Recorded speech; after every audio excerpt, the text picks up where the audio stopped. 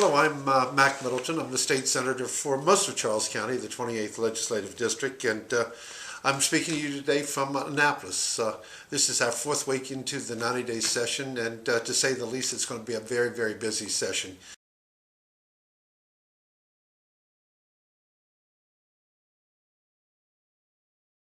I chair the Senate Finance Committee, and we have a whole array of issues. All the banking issues, all the insurance issues, health care, labor issues, banking issues, those all end up before my committee. And we've already started that work.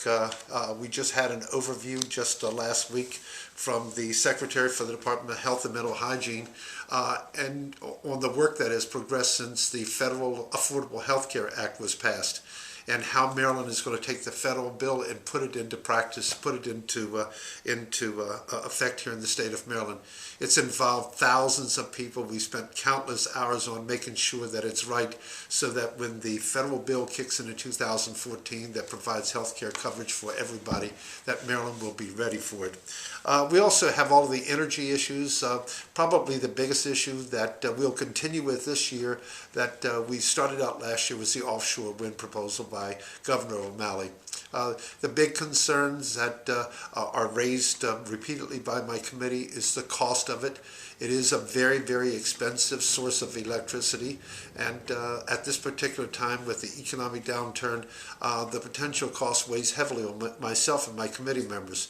But I think it's important to remember that if we really and truly want to reduce our dependency on foreign oil, if we want a cleaner environment and a healthier citizenry, that we have to look at all of our energy policy and make sure that we have a full toolbox. So I would love to see us get a piece of legislation out, but I think the biggest issue that we're going to face on this is the cost, and how do we frame a bill that you don't have all those costs up front on the consumer. We also handle all the other issues like right to work, prevailing wage, PLA, what typically called a project labor agreement. It's going to be a big issue before the committee. Very, very controversial between the issue between the business community, mostly the construction contractors, and the labor, the trades industry. We've got two opposing bills, so it should be a very interesting conversation. But on this issue, like every other issue that comes before the Finance Committee, we'll roll up our sleeves and try to come up with a fair, decent compromise. Also, we heard today one of the governor's proposal, an innovative initiative that will look at partnerships between work that's being done at our research institutions, that research that has the potential to create new opportunities, new economic development. The governor's proposing putting about $5 million to partner with our research institutions in order to identify and help grow those businesses, and then take that research and commercialize it to create jobs.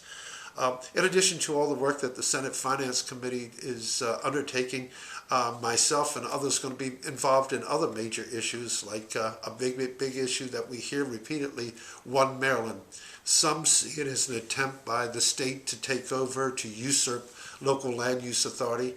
I've reviewed the bill. I quite frankly like the bill, but at the end of the day, I think it's going to need some work, and I've already started that work with the chairman and with the secretaries to make sure at the end of the day, whatever we come up does not take that land use authority away from the counties, but at the same time that the state will be better able to help us coordinate and give us a technical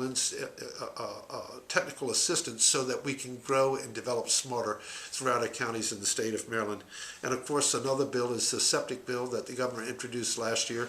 It's real controversial about limiting growth, especially in the rural areas, to those where there is a septic system for, a central septic sewer system for any major subdivisions. These are just a few of the issues that we're going to be dealing with. The most important thing that I can leave you with is that get involved in the legislative process. Myself and members of the legislature take very seriously comments and emails and letters and telephone calls that we get from our citizens, especially those people that live in our district. And I personally find it most useful. I learn more from people that express their views to me. So I would encourage you, if you are monitoring legislation that is before us, please don't hesitate to give me a call. And you can call me here or you can email us.